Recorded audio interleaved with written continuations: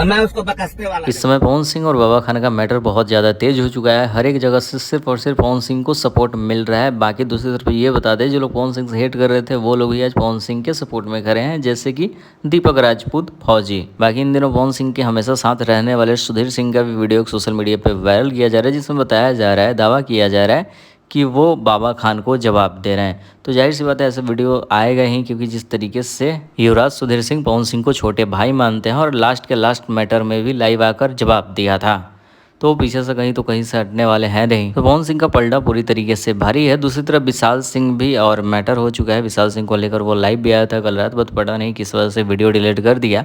लेकिन विशाल सिंह का वीडियो बहुत जल्द सोशल मीडिया पे आएगा, उसके बाद एकदम से खलबली मचने वाला है। खैर पवन सिंह ने अब तक जवाब ववाब कुछ नहीं दिया है। बाकी इन दिनों पवन सिंह, तेजस्वी यादव या फिर पता नहीं किसको किसको जवाब देते रहते हैं, लेकिन अब तक पवन सिंह मामला है में शांत है। बाकी पवन सिंह के जितने सारे लोग हैं साथ में रहने वाले, वो लोग जवाब देख रहे हैं। तो देखते हैं कितना मैटर आगे जाता है।